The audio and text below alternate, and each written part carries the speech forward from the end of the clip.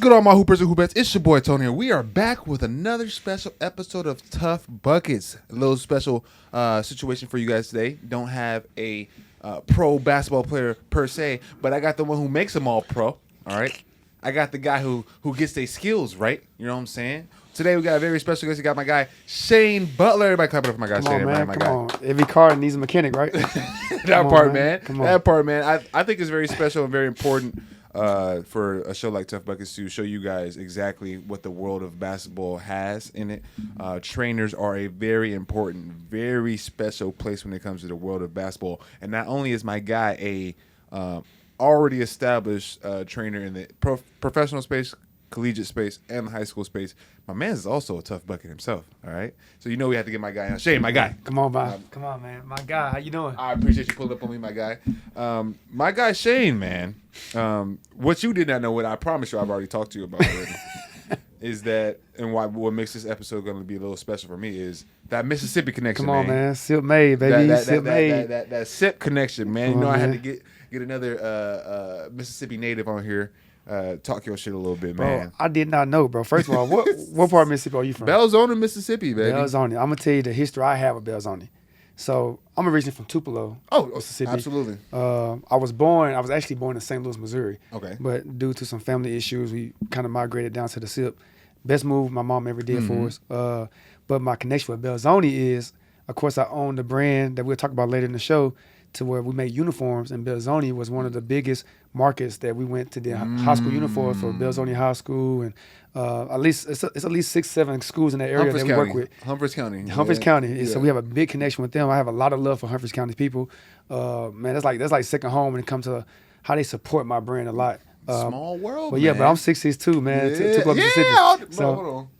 Hold on, bro. Wow. See, I'm like, trying to tell big you, dog. bro. So he big dog with it. He know what it is. He know what it is, man. So that's crazy, man, how you from that area. Because if y'all don't know Tone, man, he's definitely a tough bucket.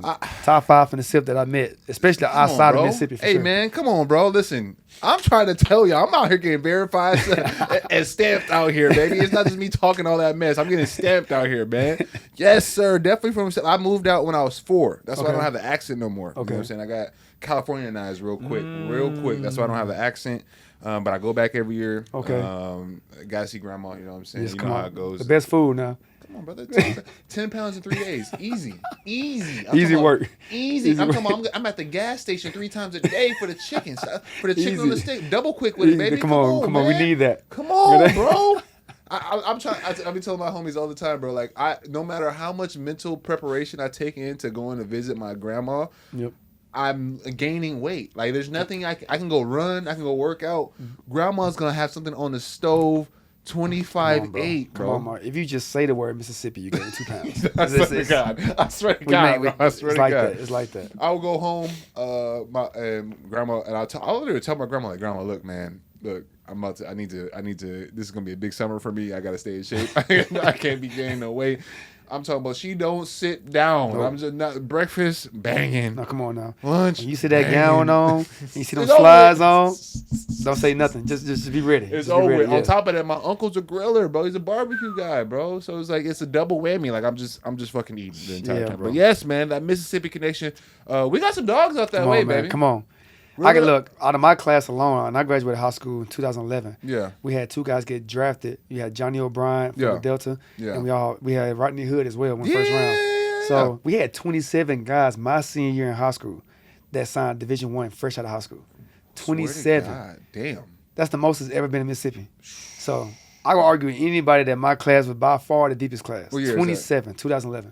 Okay. 2011. I'm not mad at that. There's never been a class before or after with more than for Mississippi 12 guys. Or January? Or from Mississippi. Okay.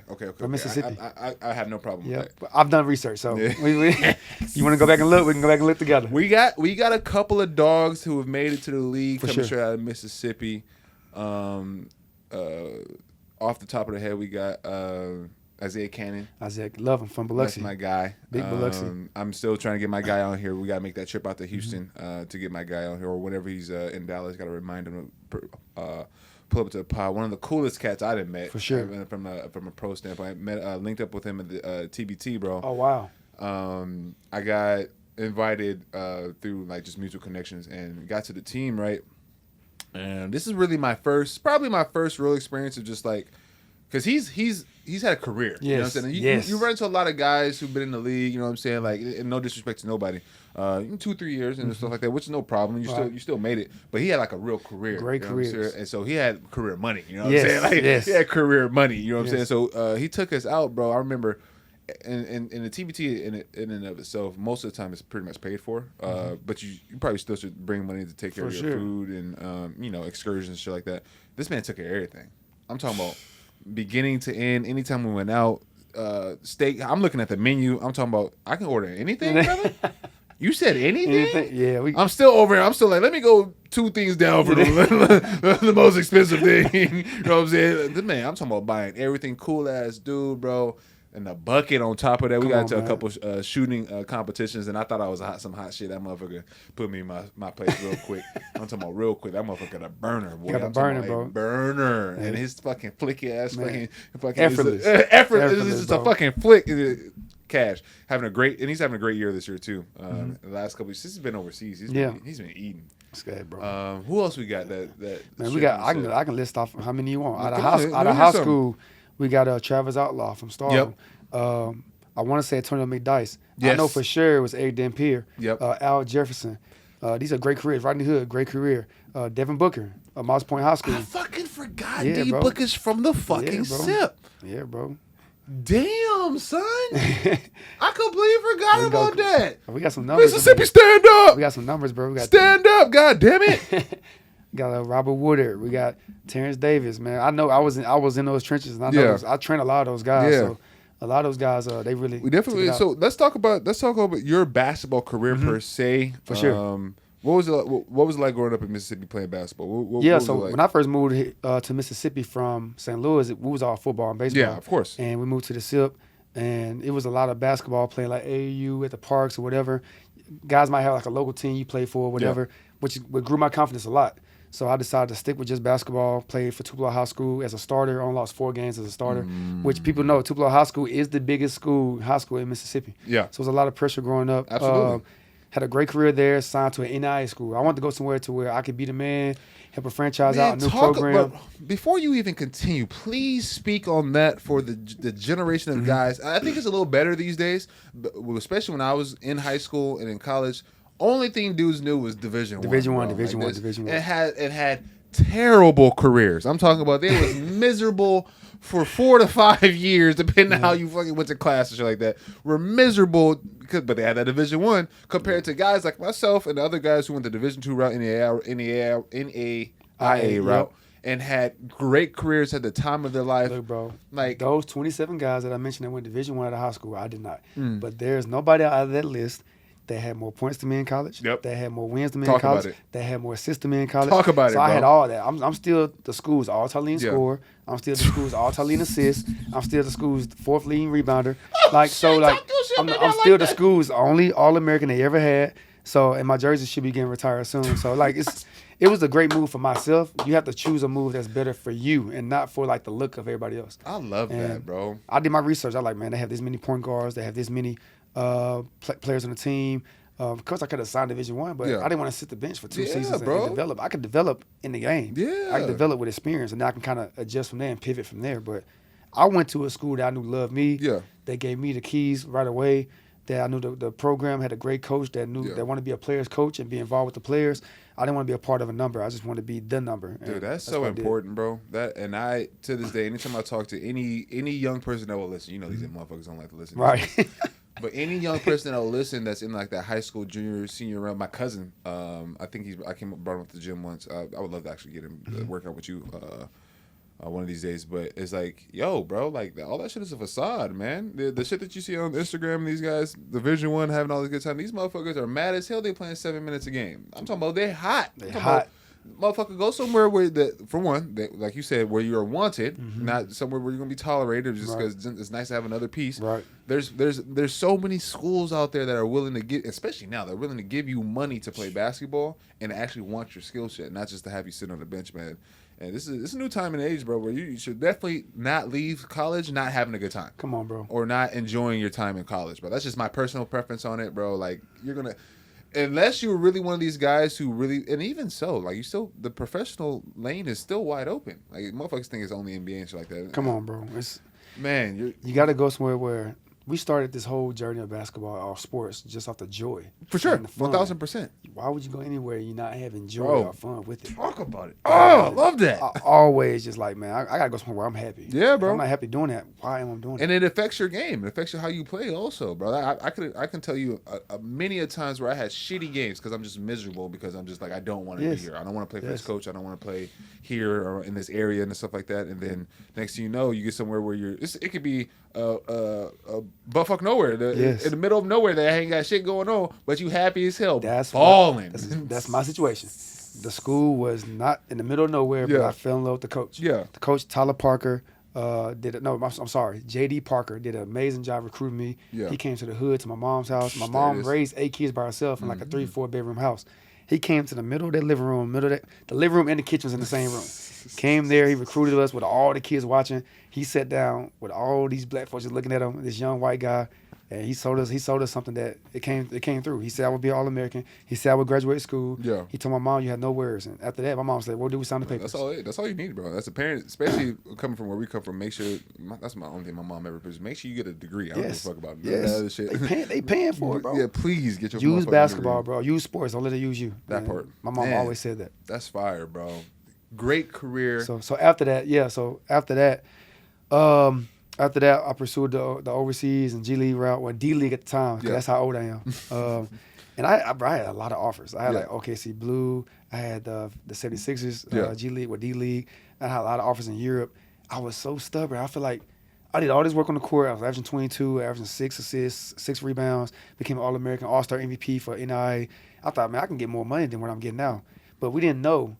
It don't matter what level you are. They already have a skill for you anyway. They have a skill. So the skill I was getting was not good enough. I was telling my agent, look, I did everything he told me to do. You know what I'm saying? And I went to his camp in Vegas, got player of the year in his whole camp in Vegas. Yeah. So I did everything he told me to do.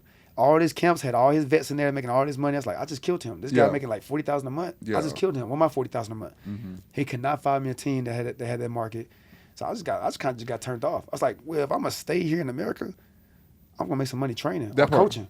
That part. So I jumped right into the coaching, and that's when it kind of blew up from the training part. So you consider yourself definitely a hooper who trains then? For sure. But look, man, you know how competitive we get, bro. Like we finna sip, you know what I'm saying? So all my clients that I train, they know when it's time to play ones. I might not do the workout with them, but at the end we do a king of the court. I'm jumping in. They already know what it is. I'm jumping in. So I'm pretty sure I won 75% of those. That's fine. I've definitely seen you go to work on some of these ones. That's funny as hell. I think that's super important for a lot of people don't understand that. Like just because you are overseas doesn't mean you're making buku amounts of money or nothing like that. No matter how good you are, does not matter how good you are at all.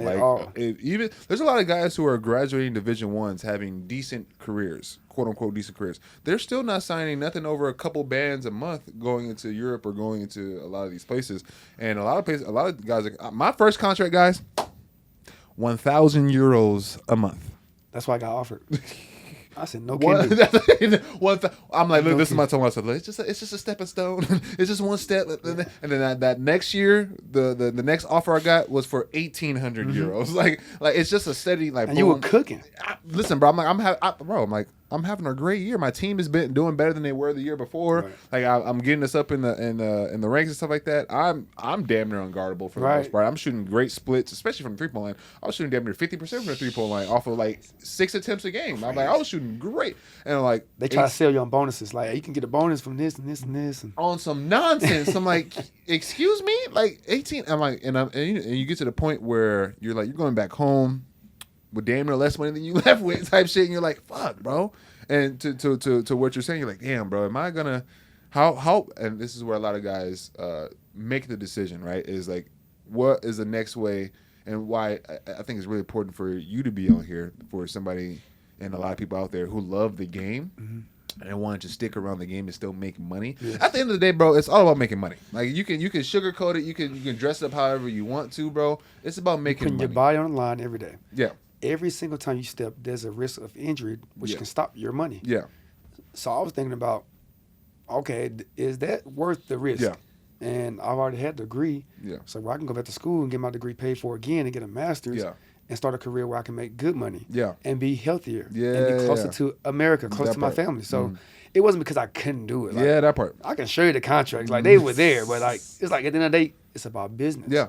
And that's why I became a better businessman. Yeah. I always made better business decisions. Yeah. That's all it was. That's all it was. And like I said, that's a very important, and I hope you give us some gems today. I know you're going to give us some gems today in terms of just like navigating that, bro. Because like I said, man, in the best case scenario for guys like ourselves who just love, and I mean this, love the game of basketball, is to make money for sure in and around the game of basketball, however that looks. And in Tough Buckets, that's really what I'm trying to promote here is that if you love the game, you can make that shit the fuck work. You can make it. You can make it work. Now let's transition a little bit into you as a trainer, big dog. Yes. This is the part I'm gonna love because it was so crazy that you know how. Not to get all biblical, but like guy has a plan. Absolutely. Like a real plan. Like I'm playing college, but every summer your high school or some local coaches always have these little camps. For sure. And you train these little kids on the side. You're like, all right, Shane, you got stations for ball handling. Shane, you got stations with shooting. And I was just falling so much in love with that stuff. Like, I got these kids for 10 minutes. Hey, coach, let me get for 10 more minutes. 10 more minutes. I just fell in love with the process. And like in high school and college, to every time we got home for the summer, I just go straight to these camps and start working the camps and make a little side money while I was at it. And I was like, this is kind of cool. Like, this ain't too bad. And I made about $5,000 this month off just training. Yeah. And then these camps. So every now and again, I kind of dibble and dabble, train some kids in the summertime, but would never charge them. Yeah. Because I always wanted to get into it first and learn a little bit before I start charging kids. Like, why am I charging kids if I'm not experienced? So after I graduated college, I tested a little waters when it comes to basketball. And then I started coaching, assistant coaching this AAU team called The House. And we had, at that time, I'll tell you this, the 12 players we had, 11 of them ended up playing Division I. Nice. They were good. I think 2 of them went to the NBA. And that was crazy at the time. Like, independent team, no Nike, no labels, no nothing. We had 11 guys out of 12 that signed Division I. So when I did that, I had a lot of coaches reach out like, man, Shane, you're doing a good job with these kids and developing them. Because, as they say, assistant coach, and all these assistant coaches are going to appreciate this. You have a head coach, but we all knows who do all the work for the schools. Come on, bro. Assistants do all the work for the schools. Shout out to every assistant coach that kept me level-headed out here, baby. You know what I'm saying? You do all the communicating with the best players. Bro. You do all the player development. You do the washing the jerseys, the traveling. You got to pick up guys and drop them off. Yeah. I get it. The head coaches, you did your time. Yeah. And you got the head coaching job, and I appreciate that. That's what I'm trying to be one day. Yeah. So I ended up joining the coaching staff. I got reached out by Tyler Murray. Yeah, Tyler Murray, who was the head coach at Shorter University. Shorter University is a D2 school in the Gulf South Conference in Rome, Georgia. So I ended up transitioning and moving to Rome, Georgia, like 45 minutes outside of Atlanta. So he didn't offer no money to pay. He offered me pretty much a full scholarship to get your master's paid for as a grad assistant. I was like, man, where I'm going to stay? Well, we got a house where we got 2 or 3 coaches that live in. This is how much his rent is. Like, man, how am I make money? So, well, we have some on-campus jobs. You can work security, work in the cafeteria, whatever. So I started working security. I'm the guy that lets up and down the gate at the school. So I have some kids come in after curfew that's on the teams like, hey, man, you good? All right, I let them in. Knowing they got probably like a girl in the car. Yeah. They might be smelling like some weed or whatever. Oh, well, I'm the cool coach. Whatever. All right, so I let them in. But that's how I earn my money. And I ended up training a lot of my kids, man. I had a lot of kids that went from this amount of points, like 10 points, to like 20 points and 30 points. We already had an All-American on the team that averaged 24 points the year before. Damn. I got there. We started working out every single day. Phil Taylor, and you can always call me and stuff like that to talk about it because it was crazy stories that we had. Phil went from 24 points a game to 34 points a game, every single game for 32 games. Damn. And y'all can look him up. That's Phil Taylor. buckets, Phil can boy. jump. Phil can run. He wasn't the fastest. He know how to draw fouls, get to a spot, raise up for a jumper every time. So that taught me that I can be a decent trainer. Yeah. If I can take an All-American and make him to a Super All-American, if I can take a guy that was on the bench, a Monty, and make him to a conference player, I fell in love with that more than I fell in love with the actual coaching, going to scout, going to recruit, catering to these players because all my players know I hate catering to guys. Like, you got to get out the mud. I'm out the mud, you got to get out the mud. Say it again. Say that shit fucking again, bro. So I just fell in love with the training part, so I just went full-time. So when I went full-time, I decided now, I was doing it a little here and there just to make money on the side. I went full time when something tragically happened in my family that I really, really need the money right away. Yeah. And that's how I got into training. Okay. Yeah. And we could talk about that too, but I want to kind of segue to that. No, I get you. That's fire, bro. And I love the transition of it. Like you're definitely that's how I imagine I would go about it too, because I know I would not last coaching. I know for a fact I wouldn't last for similar reasons. I'm not catering to. I'm not, bro. I'm not doing, bro. Like this is what's wrong with the game. And now they making more money than the coaches. Yeah. Factual. I gotta tell you to run sprints. Like, no, you run sprints. I make 500,000. Like, damn, you might be right. These are facts. Yeah. These are fucking facts, bro. And I say this all the time.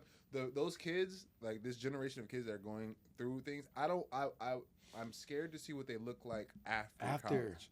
Because if you're not going somewhere making a lot of money playing basketball, and you're building really bad habits on, for one, not respecting the people, your authorities and all that good stuff. And for one, I understand how hard it would be to. I had fucking authority problems, and I was broke. I could only imagine having $500,000 in my fucking bank account. Like that's fucking tough, bro.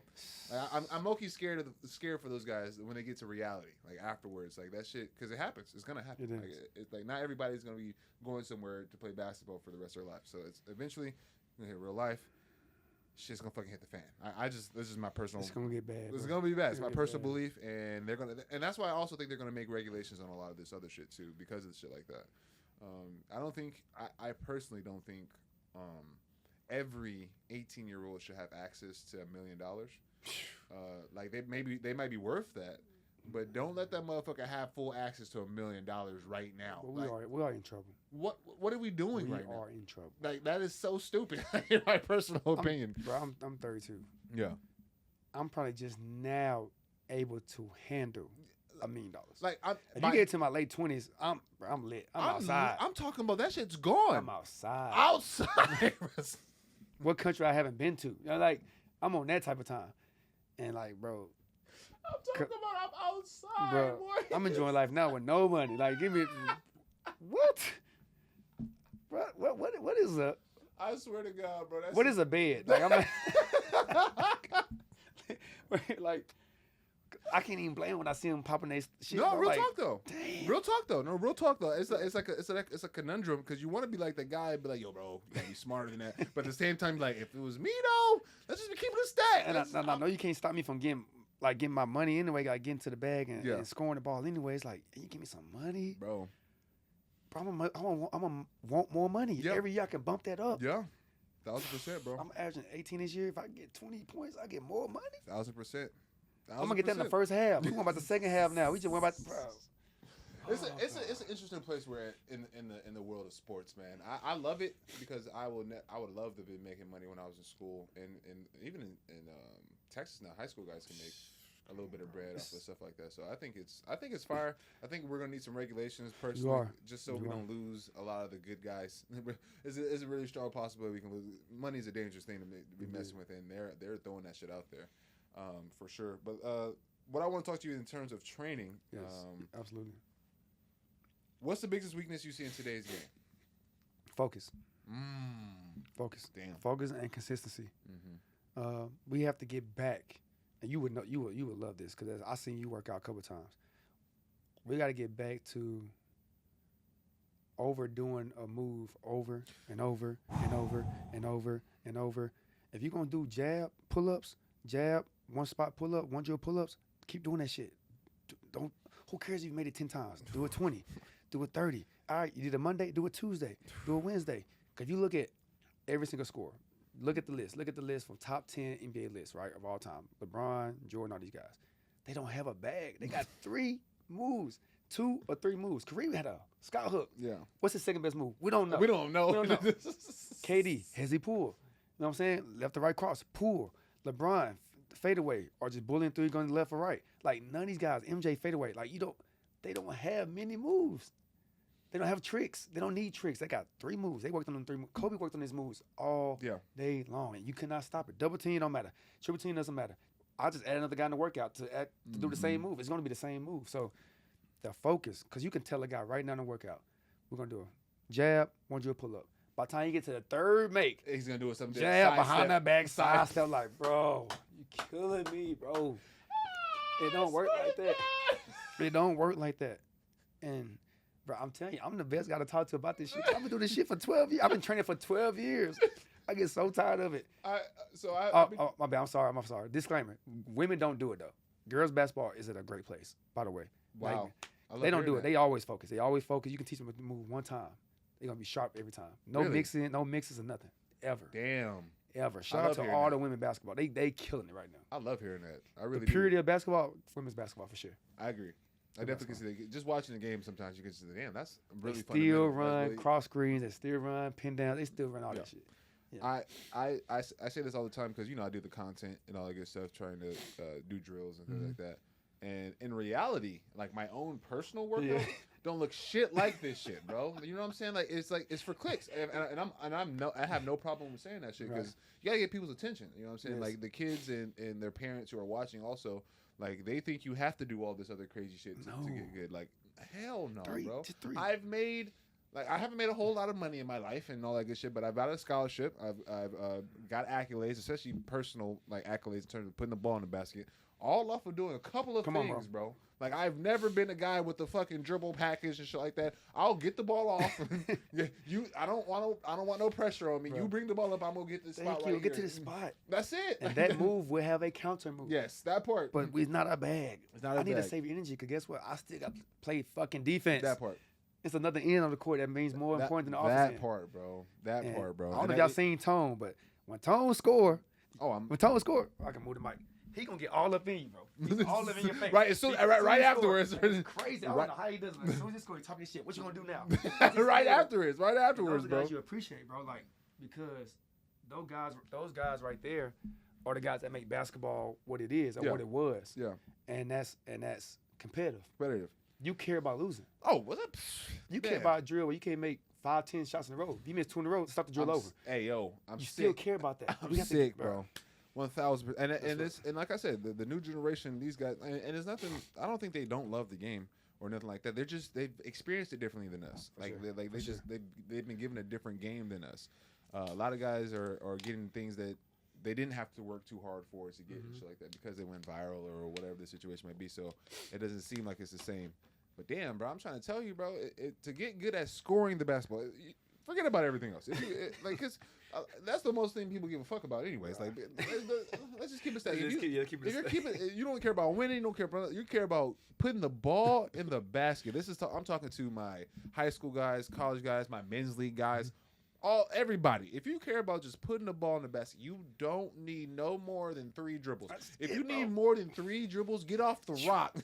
Get off the motherfucking rock. I wish it was like an automatic at the 3 dribbles. It just automatically goes to somebody like, damn, yeah, you dribble too much. I wish it was like a button, all right, rule, like the horn would blow. That's fucking crazy. Dribbles. Focus, man. 1,000%. Yeah, focus and consistency, bro. That's why I pride my head on. 1,000%. Doing the same thing until you're perfect at it. Until you're great at it.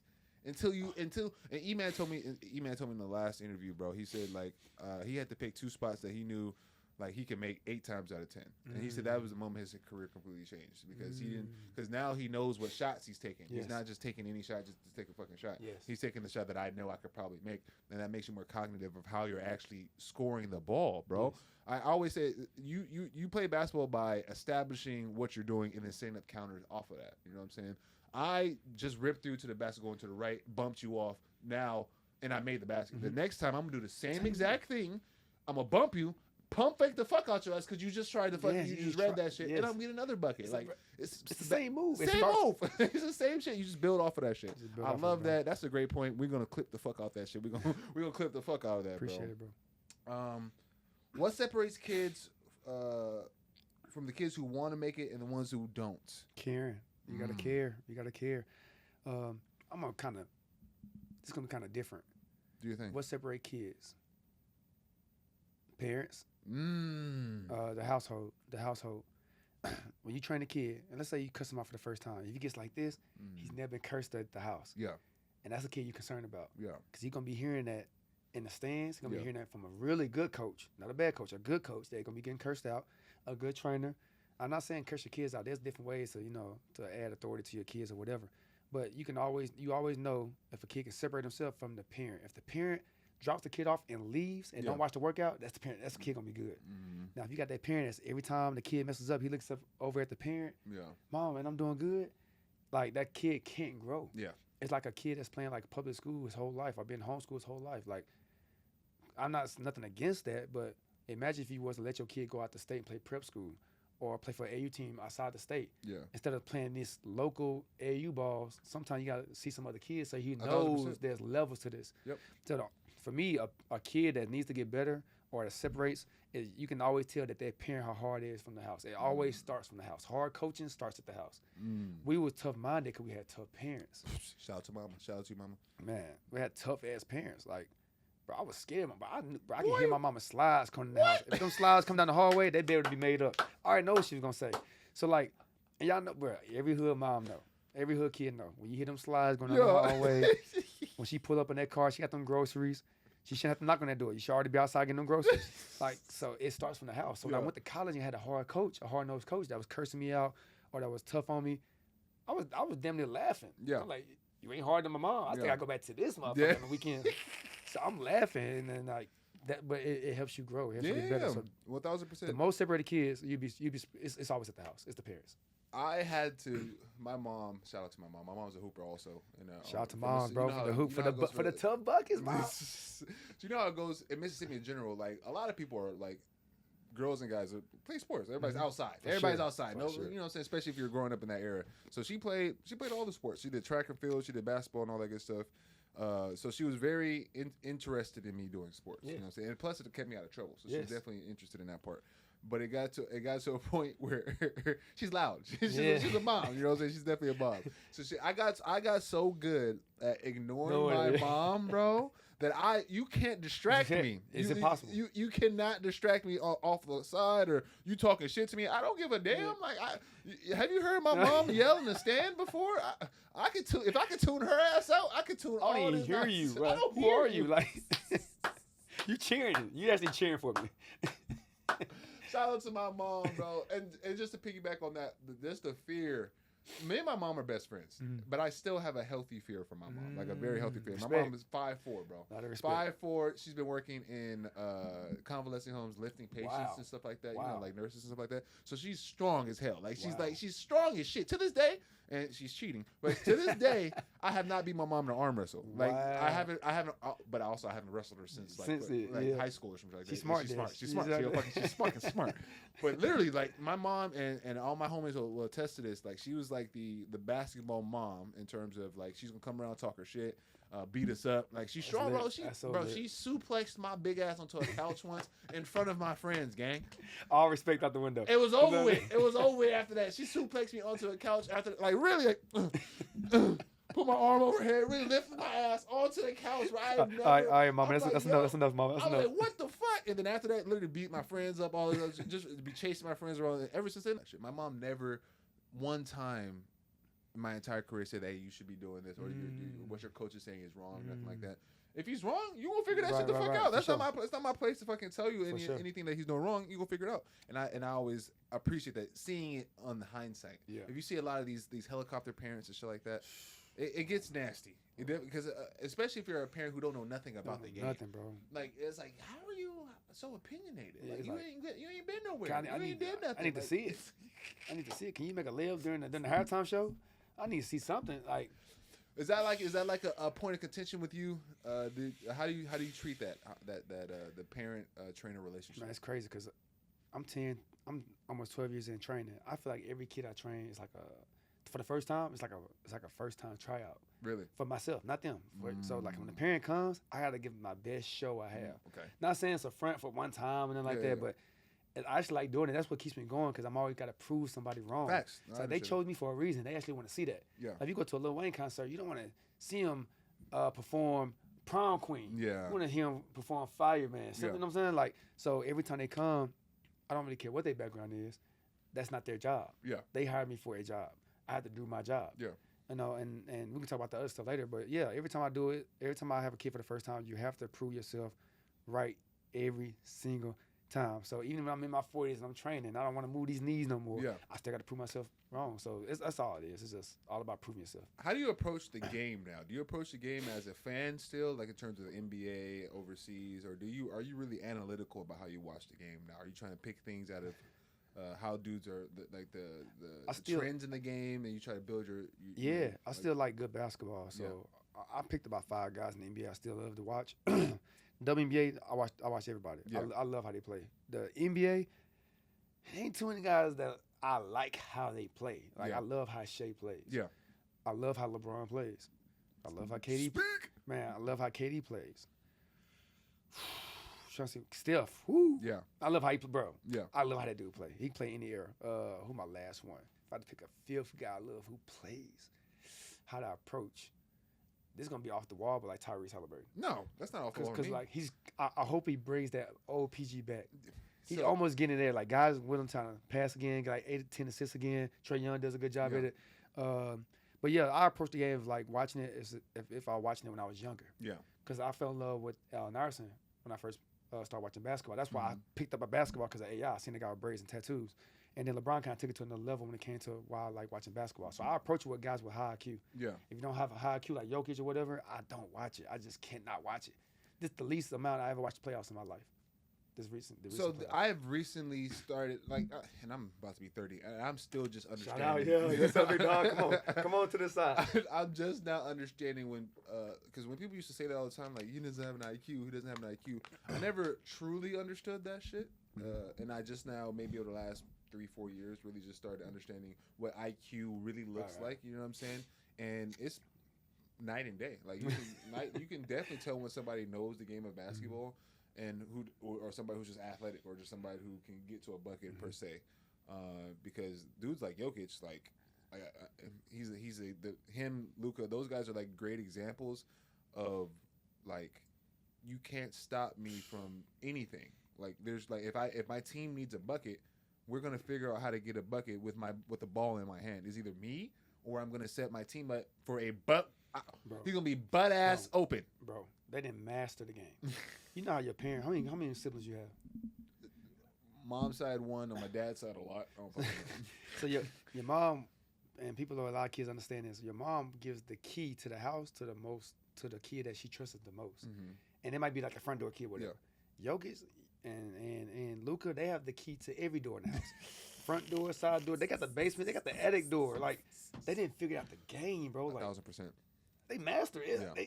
They can play till they 40 the same as that way. Yeah. And when you said that about Jokic, bro, it just hit home. Like, that dude, I don't know if he's playing basketball. He don't even watch. I don't know if he watches it. He's worried about horses and stuff. I literally don't think when he's not in season, he's not worried about the game of basketball at all. I really truly believe that. I don't think he know who his teammates are. Like, I don't think he don't really cares. You give me 4 guys. Hey, I need you to be able to shoot. I need you to be athletic and defend. I need you to be another point guard that can get downhill. Give me somebody that can catch a lob. That's it. I don't need much. It's just plug and play with that dude. Like James Harden said, he is the system. Yeah, Jokic is the system. 1,000%. I agree with that. 1,000%.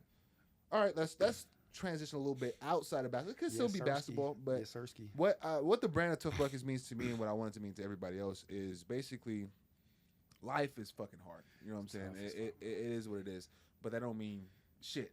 You gotta do what you gotta do. Yeah. You still gotta get to that win, and our motto is everything that you want is on the other side of tough. Yes, it is. You feel me? It is. And I want to know right now if you could what's been your toughest bucket not in the game but in life as a trainer? Boy, that can be a whole nother episode. I was in 10th grade. I lost my pops. I was in 10th grade, so shout out to my pops. He was amazing. He did what he could, what he had. Especially growing up now, you have to realize like the stuff he has to go through. You know, the parents always say you'll get it when you understand when you get older. I understand. Yeah. 1,000%. I was in college. Well, no, when I was getting my master's, the reason why I stopped coaching basketball because I needed money a lot to kind of pay for a lawyer to find out who killed my brother. I lost my brother. So that's why I started the SB Fitness Company. And that's why I stopped coaching. It wasn't because I didn't like the kids. I didn't like the grind. I love the grind. I just needed the money right now. I had to pivot, and I lost my brother. He got shot and killed. The third one is I lost my mom.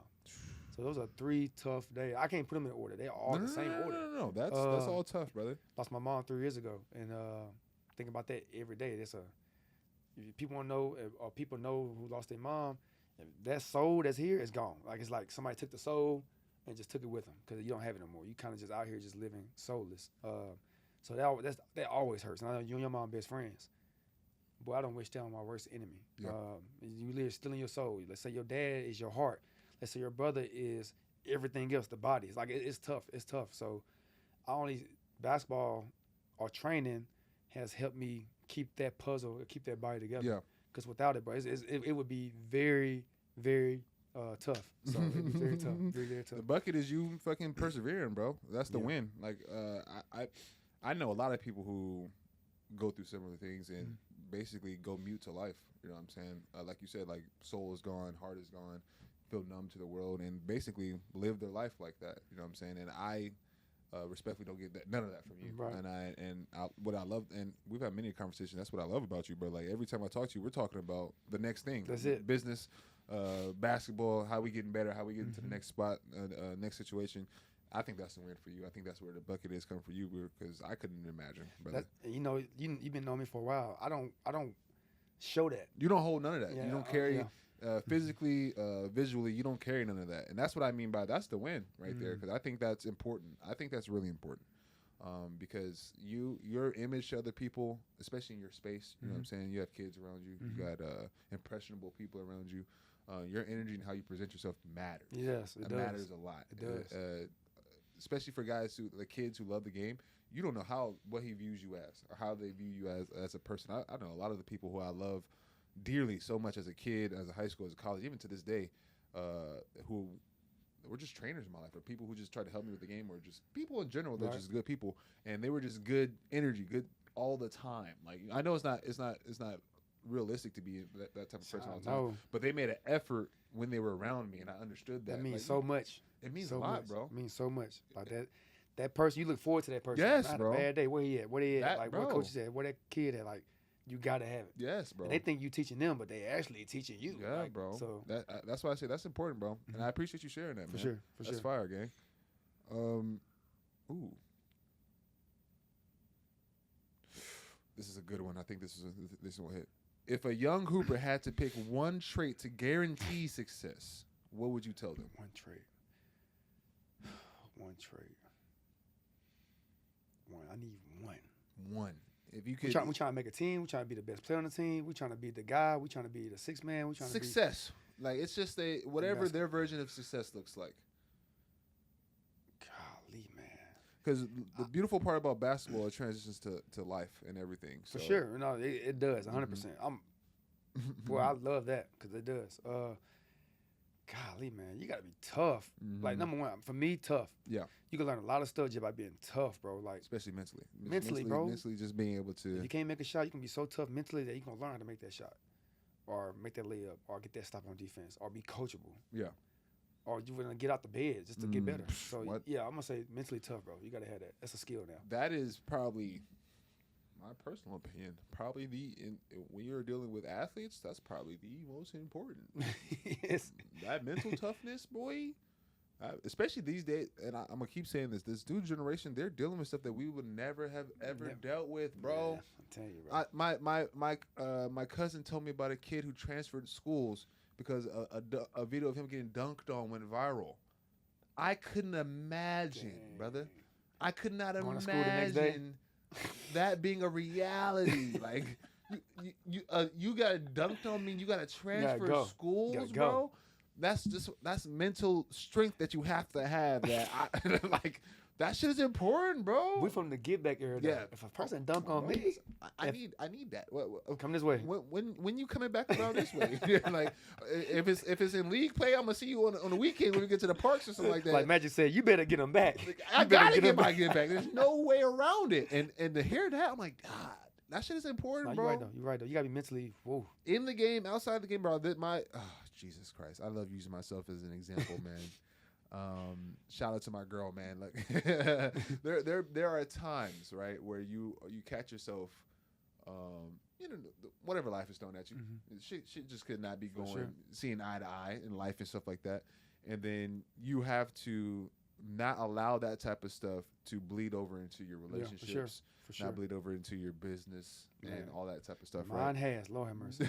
Golly, boy, I learned a lot, boy, man. And if I didn't have, and I'm not the most mentally strong person, but I just know I see examples in myself of me actively, like participating in that, knowing that, you know, whatever the situation is not more important than the grand scheme of life, the grand scheme of things. Sure. And that's all mental toughness is, bro. In that moment, you can't overreact. In that moment, you can't allow your emotions to dictate your actions and stuff like that. And the next play is crazy. The next play mentality is a lifestyle, bro. Right. It really is. So mental toughness, I agree 1,000%. Kids, we need to bring back cursing ass coaches too. Like, we need to bring that back. That needs to be okay. Gotta have the OGs back, bro. We need to, bro, because these motherfuckers is soft, man. Come on, soft, bro. Like, motherfuckers is really soft out here. You can't handle bosses talking to you crazy. You can't handle none of this, bro. I'm telling you, it starts at the crib, bro. We need tough ass parents. That too. We need tough parents, bro. My mom used to cuss me out on the regular. Bro, on the regular. And then make me some food afterwards. Yeah, that's cool. It's a healthy balance, bro. And that's what we call tough love. Yeah, tough love, 1,000%. Let's dive into a little bit of first player you studied heavily. First player I studied heavily. AI. I know it. Yeah, I was at the crib in St. Louis, me and my brothers, Tub, rest in peace, Devin, my other brother. It's 8 of us total, but those are the 3. You know, if you saw me, you saw those 2 with me. We was chilling in my dad's crib in the summertime in St. Louis, late night. I think it was game 1. Oh, man. Game 1, Lakers versus 76ers in the playoffs. All right. It was 99-2000. Y'all know the date, whatever. AI, first play I see now. I never watched basketball ever. Turn the TV. All I see is doing the cornrows number 3. Gets the ball in the corner. High jab. Snatch back at the right foot. Makes a shot, steps over top. No, that's not the first play. That's my first play. Yo. That's how you start fandom right there. Yo, that's the first play. Come on, bro. On top of that, I just woke up, so I went to bed like probably early because we went out and played outside. Cause we played outside when we was kids. Went to bed like at 5. Woke up like at 7:30. This had to be like first half or whatever. The first play, I was trying to change the channel to like Nickelodeon or something. First thing I see, high jab, snatch, knock it down, step over him. Me and my brother said, "Oh shit!" We just went wild, bro, and then just kind of fell in love with the AI process. Bought the AI shoes. I didn't have the money, so once I actually waited a little bit older until I got the shoes, cause I got a job, or I start asking all my cousins for $1 each, or auntie, uncle. Bought the AI shoes, got the jersey, headband. I already had long hair, grew the cornrows out. Man, it was all AI. I ain't care about nobody else. He could lose every game. AI. AI to go. I don't care. So, yeah. NBA Live 06, I believe. The cover? He might have been the cover of that one. But that was my favorite basketball game of all time. I would just turn everything onto arcade mode and literally dunk everything with AI. I'm talking about dunk everything with AI. So cold, bro. So cold. Like, y'all think Ja Morant had aura? Yeah. No, for real though. No. He wasn't touching this dude, bro. If they had the same type of social media presence back then, he would probably run the world. Come on, bro. It was different. It was definitely different. He had the homies wearing Reeboks, cuz. Motherfucker, I'm done. I went to Walmart and stole an arm sleeve, brother.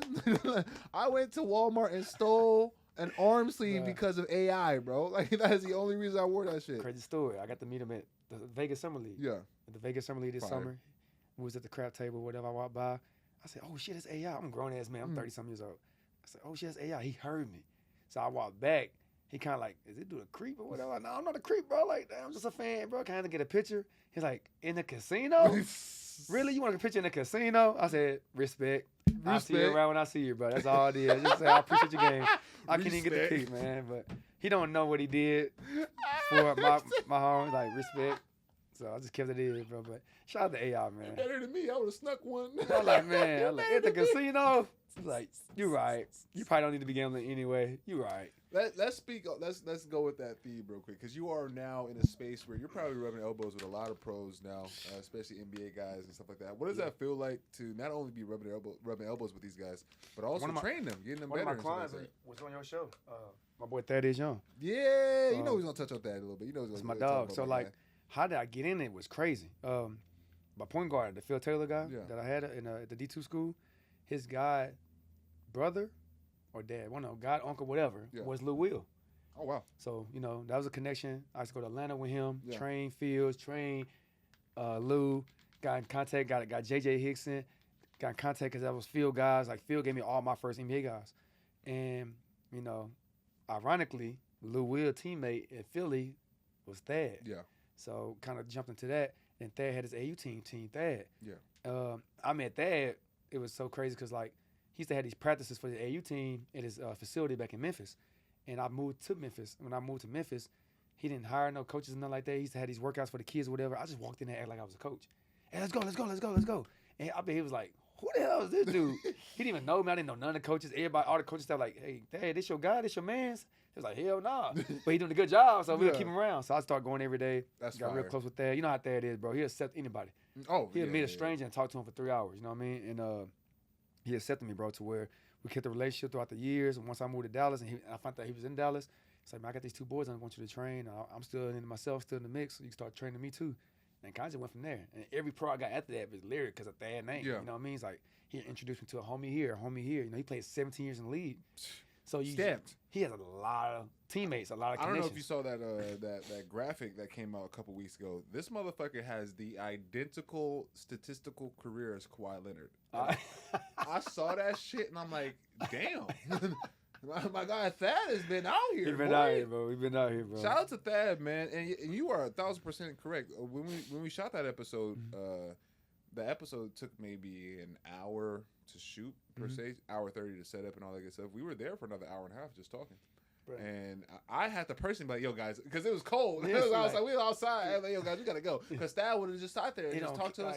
Until he was blue in the face. He loved giving game. Bro, love giving game. For free ski. I'm talking about never asked a dime. Never, just giving us free game. Because, at the time, I had my business partner with me, Max, and they were talking about, we got the Hoopers app coming out and all that good stuff.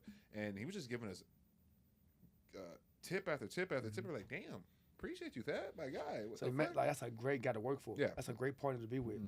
So that's why I kind of chose, because I had a lot of guys reach out.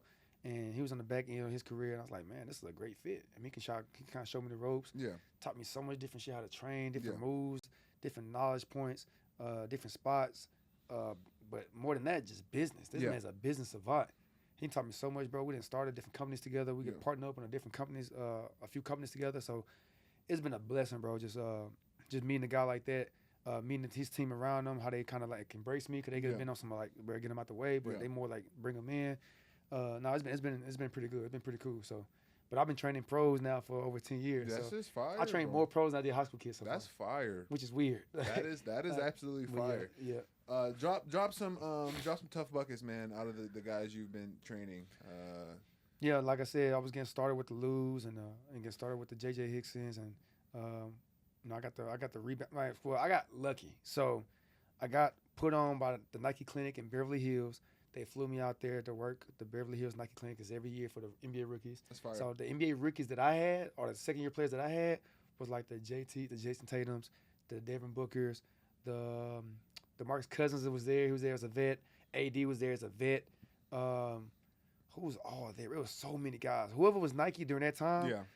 2017 probably, 2016.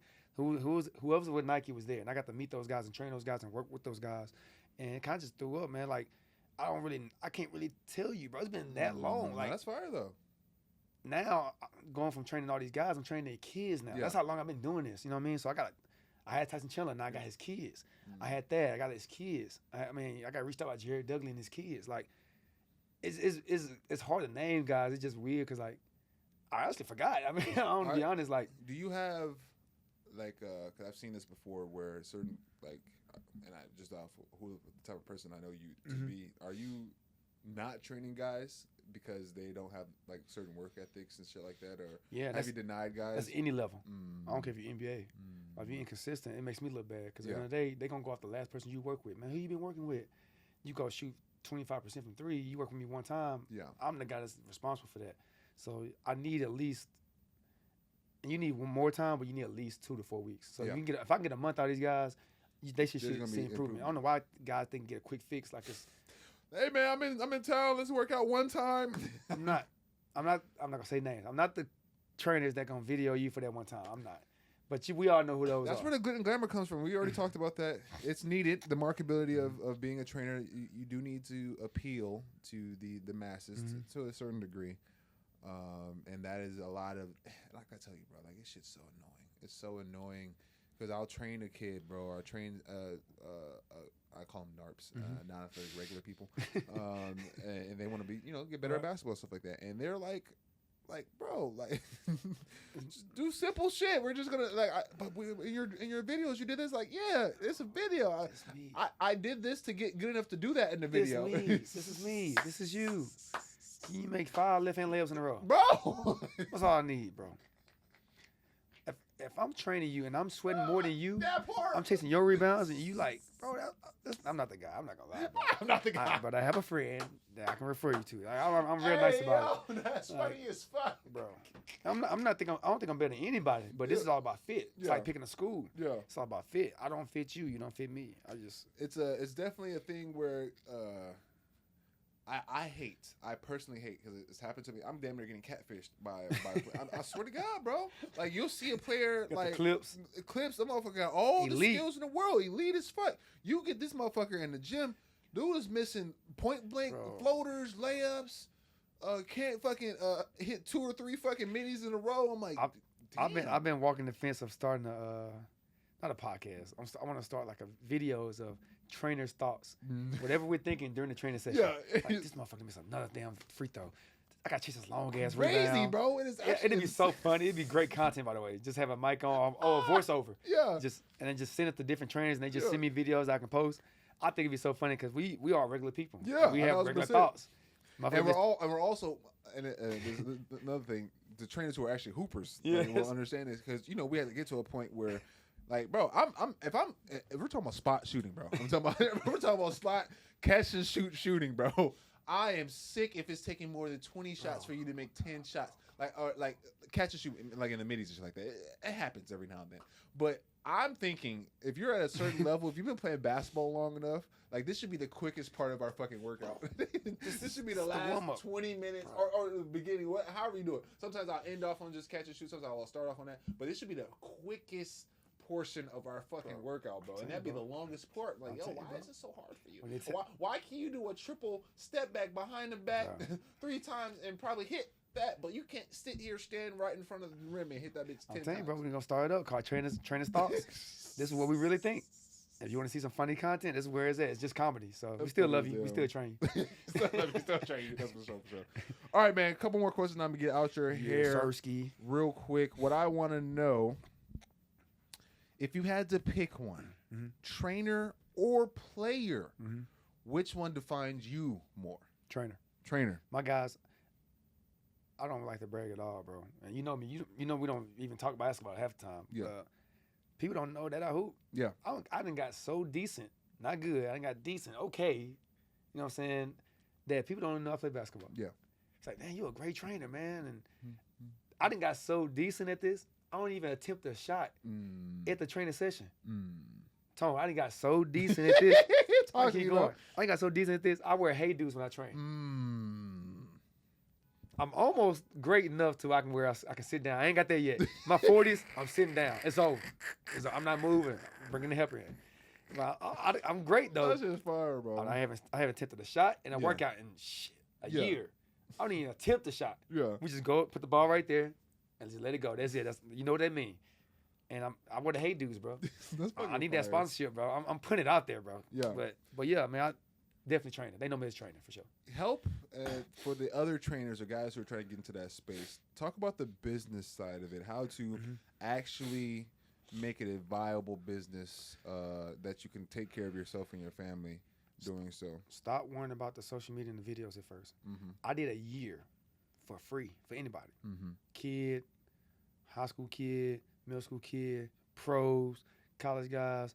I sat in coaching meetings. I sat in clinics. I did clinics for free. I did some camps that I made some money, but I did most camps for free.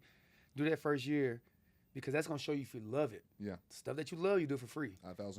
You know, if you have any kids or whatever, you're going to pick them up and feed them all that stuff for free. You're not looking for a handout. You're not looking for help. Like, those are your kids. Yeah. So you have to love it first. So the first thing, to give y'all guys some game, don't worry about the social media stuff first. Put that work in, bro. It took me 2 years to start recording my workouts. Yeah. It took me a year to charge for my workouts.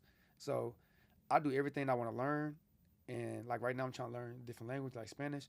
I'm doing it for free. I don't care. I'm just doing it because I love it. So tap into a vet trainer that's an OG in the game that has some knowledge and some skin in the game, and just go intern them for like a year or intern them for a couple months, and just go from there. You're gonna learn so much quicker. You're gonna love it so much more, or you're gonna find out you don't want to do it. Yeah, you don't that's know the back important end. too. That's the back end stuff of traveling to a client, or the back end of actually guarding somebody, and now you got 5-6 sessions. And now when you bumping them that first session, that bump ain't just as hard that fifth session because you hurt. The ribs hurt. You sweating a little more. Wait, talk about real quick. Hey, bro, hold on. You saw that video of C. Brickley's workout with Amin Thompson? Yes. And he bumped that dude so damn hard. So hard. I questioned training. Like, nope. I would be having 3 interns that day with Amin Thompson. You're too strong, too young. I ain't got time for that. I gotta go home. Like, I like to lay down and sleep. You know what I'm saying? Like, I saw that shit. I'm like, bro, he ain't getting paid enough. He ain't getting paid nobody. Oh, that invoice gonna be heavy when he get that back. 3,000 for work. Yes. This is the 3,000 for. So hard, bro. I thought he was about to lose an ACL or fucking something. Bro. You find out real quick, bro. You a trainer, you a hooper.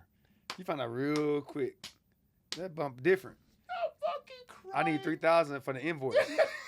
Why? Not for the training. That's for my hospital bill. Like, that's for the hospital food. Like, hey man. Man, I saw that shit and I was in straight tears. I'm telling you, bro. Why is he bumping him so fucking hard? I ain't even here for that.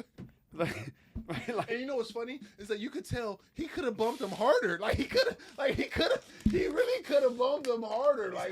He spared him. I said, ain't no way in hell, boy. Ain't no way in hell. I was like, if I was the intern that day, I was like, yo, Brick, you gonna have to get in on this one, bro. Sir. You gonna have to pick up the bag. Hey, bro, this ain't it, brother. Hey, yo, you got the second rep. We're gonna do every other rep. Cause ain't no way I'm taking these bumps for an hour. That shit, that hurt my head, bro. That's just funny. That's extremely funny. I like that. Look, shout out to them. Not Shane. I ain't intern nothing. Oh, okay. That's good. Let me calm down. Yeah, that's extremely funny. That's extremely. All right. Couple more questions. I want your opinion on these things real quick. Who is the toughest bucket at the point guard position for you? Probably high school. No. I'm talking about player. A player. I want you to name the toughest bucket. Oh, just anybody. Anybody. And it could be NBA, it could be college. What you've experienced as the toughest bucket that I watched. You've watched. You could be somebody you watched, somebody you played against, whatever you determine. Look, man, I'm always get the same answer, bro. It's gonna be AI, bro. Isn't he a shooting guard? Okay. So what do we label Bron? Because he played all 5 positions at one point. So I want to. So you want traditional point. Traditional point. We will go now. Wait. That's great points. Let's go with. He led the NBA in assists. The majority of your career, you was tallied a. Okay. Spot. Bet. Let's go with the point guard. God damn, man. Who led? Steph. Yeah. Steph. Yeah. I don't care what y'all label. He's a point guard. Yeah. No, Steph. 1,000%. If I gotta guard you when you got the car, like, bro, you ain't even shut the door. If I gotta guard you, bro, I can't. Yeah, 1,000%. But you got it, bro. 1,000%. Yeah, I can agree to that. Okay. Center position. Shaq. Dominance. Yeah. I need 2 points. Yeah. I don't need free throws. I need Shaq. The man would have been all-time leading scorer by his 10th year if he shot 60% from the free throw line. What? By his 10th year. That's how many free throws he missed. Damn. That's all I'm saying. Case closed. Case closed. Case closed. I was having this argument with somebody about, like, because I picked Shaq as in my top 5 over somebody. I forgot who it was. And, like, he underachieved. Like, I understand in terms of what you think underachieving is and shit like that. Like, from all accounts, he's had 1 year where he was in shape, or wow, not including like his first couple Magic years. Like post Magic years, he's had 1 year where he was technically in shape, and nobody could do nothing for him in any other year. He averaged 34 in the finals, 3 straight years. Case closed. Case closed. Yeah. You needed 4 centers on your bench, on your roster. They didn't even play basketball. And you work at Target, you 7 foot, you in the Lakers. We need those 6 fouls, big dog. We need those 6 fouls, big dog. That's all we need. Bro. Tough. Okay. Power forward. Duncan. That's your toughest bucket, power forward? Toughest bucket? Toughest bucket. We're not doing greatest of all time. Oh, my bad. Clearly buckets. My bad. Toughest buckets. Dirk. Dirk. He got the go-to move. Who gonna stop that go-to move? I'm not mad at that. Who gonna stop it? They tried it. They tried them all. They tried them all to guard him. He's still top 10 scoring of all time. Power forward. I can't. It's hard to argue that, brother. Go-to. It's hard to argue that. Big statue about 5 minutes away from here if you want to see it. Huge statue. If y'all want to go see it, it's right down the street. Only caveat I would ever throw into the 4-man spot might be Giannis. Yeah. That might be the only. Did you know in the last he scored the most points in the last 10 years? Yeah. Out of every player, he scored the most points. This is including Prime James, LeBron, Steph, all KD. In the last 10 years, no one scored more points than Giannis Antetokounmpo. I just watched this German, bro, go against Bosh, Wade, LeBron. No. And I was a LeBron fan. No. That was otherworldly. That was OD. That's that run. That's think he beat the Lakers on the way there. Yes. Think he beat OKC on the way there. Yes, that is the best. That's the best championship. That's tough, bro. Only other one you might be able to argue with is maybe Giannis's. If Tyrese would have won this year, you might have put Tyrese up there. I like the Wade run. I like what the Wade run was definitely good too. I like what Wade did. Wade did some that I can't name their starting 5. I legitimately cannot name that Dallas team starting 5 right now. You just meet somebody that goes on a podcast 3 years like, you was on that team too? I don't even know. I swear to God, it was just Dirk and Terry and Terry. That's the only people I remember. And the Matrix. Oh yeah, Matrix on that team, right? Matrix on that team. That's the only people. Like, shout out to Matrix. I need to get your ass on this motherfucking pod. He said he's not doing no more pods, but we'll try to figure it out. We'll find a way. Small forward. Bro, I don't care about the KD stuff or whatever. That man got the most points, and y'all know how he just went 10.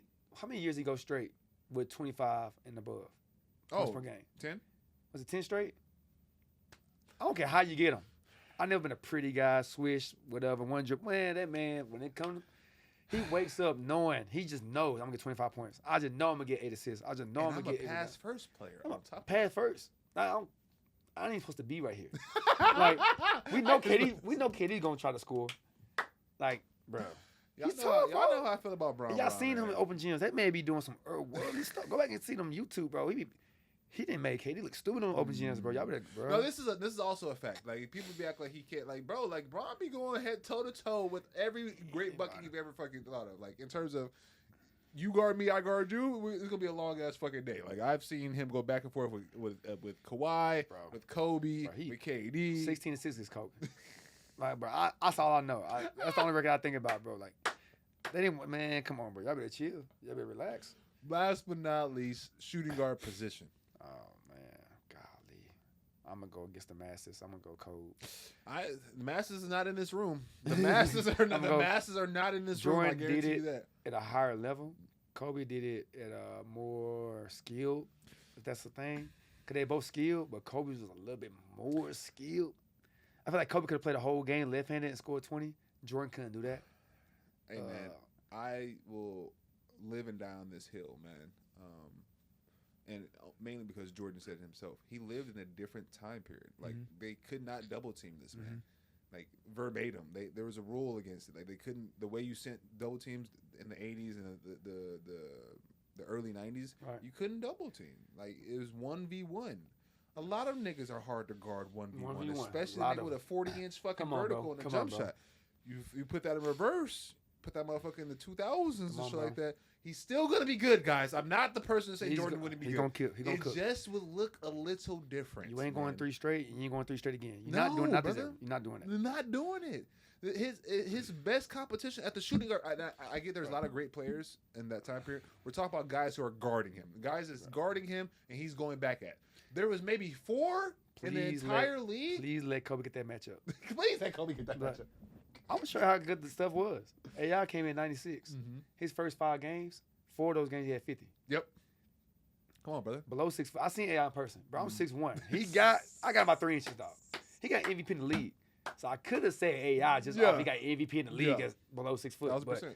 But yeah, man, come on, bro. I think Jordan does average 30 today. Yeah. I just don't think he dominates today. It's a different. He wins 3. He might get 3 rings because of Scotty. You're never saying that great players couldn't be great in other eras. Like they're going to figure it out, right? It's just the dominance portion of it. That's the only difference. That's the only difference in the argument, brother. Yeah. He's not going to dominate. He's going to fucking cook. He's going to get all defensive team. He's going to cook. Mm-hmm. We seen young Kawhi. We seen young Kobe. Put young Kawhi and Kobe together. That's what you got with Jordan. Yeah. So like he going to cook. He's not going to dominate. Yeah.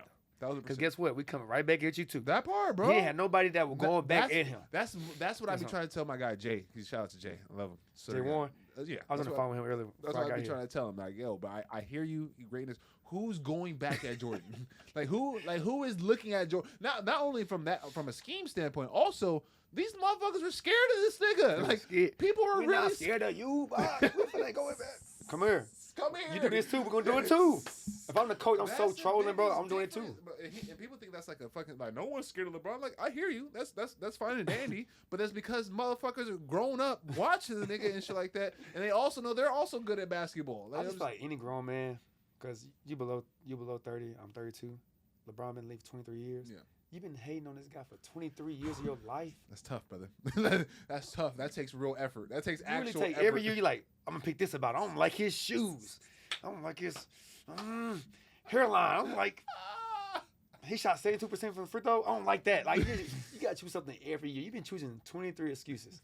Every year. 23 excuses. That's crazy, bro. That's fire, bro. All right. I think I agree with basically everyone you said. Only one I said maybe I might. The Giannis? It might be the Giannis one. I'm a big Giannis fan, mainly because other than the fact that he just slapped the shit out of somebody the other day. But that shit was crazy. But other than that, I think Giannis is a fucking that's an ideal person. The only thing is you can't replicate his game. You cannot. There's no amount of training. We ain't seeing that again. No. Not that one. There's no amount of training you can do to duplicate any of that shit. So that's my only thing about it. He got out the dirt too. He came from the dirt. He got it out. He wasn't just always good. Like he had to get that good. So yeah, shout out to Giannis for sure. Shout out to Giannis. Shout out to you, gang. I appreciate you pulling up. We're pretty much we got done one here. more thing. Well, talk to me. Them runs. Talk to me. Listen, bro, you are establishing, from what I've seen, some elite ass runs out here in the Dallas area. This past summer, while we had all the pros in town, just throw out some names. We had NBA champ Cason Wallace pull up. Shout out to my boy Cason. Julius Randle, Dallas native. We got my boy Thad. Thad, of course. Getting those bucks. Got my boy Keaton Wallace, Cason brothers. He's got a 2-year deal with the Hawks. Shout out to him. Jalen Tyson. Yeah. You know, he's from the Allen area. Doing this thing with the Cavaliers. They won the most games when he was on the team. Yeah. He's going to play a huge role this year for him. Who I'm missing, bro? Who I'm missing? Jay Gort was in that motherfucker. Jay Gort's a bucket. No. He deserves a chance. I gotta ask him, does he listen to jazz music? Because he just played like he's listening to jazz music. It's so smooth, brother. He's just like, as like he's like you say, he's like dancing. He's just bro. like, you watch Tom and Jerry? They play the piano in the background. That's how I feel like Tom and Jerry, bro. Like. I was really surprised when I saw him in person. Because, you've seen him in OTE and all that good shit. Yeah. You know he's athletic and all that good shit. But when I saw him play, he has game. Cold, brother. Like got my boy Najee Marshall. Mm-hmm. Shout out to him, too. He's good people. Bro, I already got confirmation. Because we're only doing this every August. So every August, we're not going to be doing it year-round like the other runs in Dallas. I love them. But we're going to make ours special. You gotta be special to get to these runs. We're going to make it to where we got the uniforms and the refs and the trainers and we got the recovery. We got speakers. We got time management. We got, not coaches, but somebody that can kind of manage the game for them. Like, we're going to make it to where every year is something different to challenge the guys. Because it's not about the training. I believe as a trainer, and it's taking money out of my pocket, but I believe you should hoop more and train less. 1,000%. Only way you're going to get better is getting that bump. You got to get that bump against other guys. You can only get so much bump with a trainer. Like I said, it might be taking money out of my pocket, but it makes the game better, which come back around. That motherfucker come back around. We can be honest, motherfucker. Hey, yo, that motherfucker coming back around. Come back around. So. That's what it's all about, making the Bretsky. Yeah, that man. Shit come back around. We got the runs. I'm only doing it every August. I might add in an elite college guy and the best high school guys. We got the number 1 high school player in 2027 class, Marcus Spears Jr., coming by. He's going to be really good. Going to be scary. Going to be really scary. 6'9", lefty. Got a lot of college guys. Justin McBride's gonna be really good at James Madison. He's elite. Yeah. He got NBA written all over him. Yeah. He can score at all 3 levels, and he believes he could beat anybody on the floor. Yeah. But yeah, man, we're excited about them runs, bro. I'm Every year, excited so too. stay tuned. I've been hurt, so I haven't been able to pull up on them. We need a tone in there, bro. The tone gonna set the tone. I'm talking about. I was seething when I saw these big names, and I get it. I've been humbled in my life before, you know what I'm saying? But I don't give a fuck. I'm going to compete. And I was seeing some of these guys getting these buckets. I'm like, I could stop that nigga. You know what I'm saying? Tone gonna do it. I was seeing all that shit. I would love. I'm the type of guy. For one, you got to do it against me. Like, I know you could do that. I know you can do all that. Can you do it against me, though? You know what I'm saying? I'm that guy, and I feel like I fucking missed out this opportunity because, like you said, if you're only doing it every August now, I missed out on the prime opportunity from the outside looking in to go get some great bump, bro. I would love for Casey Wallace to guard me because it's about seeing test your game, bro. Like I would love that. He's good, bro. He's a champion for a reason. And he was getting minutes as a sophomore rookie for a reason. Yep. 1,000%, and that's dope. Shout out to you. Anything else? Drop some more socials. Come on, man. My guy. We got to talk about the my guy. Every time I see Tone, he said the same thing. My God, my God. And I heard it in the gyms, and I heard it in all the runs, and I heard it at pickleball, and I heard it at the golf rounds and stuff like that. So I was like, man, let's just get this some trademarks. Yeah. So I got a trademark. Yeah. So nobody else can buy this. This is mine. So we got the My Guy merch. Me and my boy Bailey, George. I started, and I want to add the partners. Bailey irritated me. He been trying to get the podcast for a minute. I'm like, Bailey, bro, it don't work like that, bro. It don't work like that. I love Bailey though. Like, god damn, I can't just be giving the spaces out to everybody. Can't do it, bro. But you can get the My Guy merch on the My Guy Limited on IG. If you're a big time athlete with a lot of followers, we actually give you some merch. Other than that, you go and purchase. We throw you some discounts. We got your boy Tone some, so you know make sure Tone be rocking the merch. Yeah, I know. Bro. But I appreciate everything, bro. This has been a blast, man. Very refreshing, very therapeutic. Appreciate you, brother. And y'all know the drill. Y'all know what I need y'all to do. Like, comment, subscribe all that good stuff. We are on the way, man. We are building something here in Tough Buckets. We are trying to be the media hub of all things hoop, man. Everything you want in life, man, is on the other side of Tough. Remember that. It's your boy. Deuces!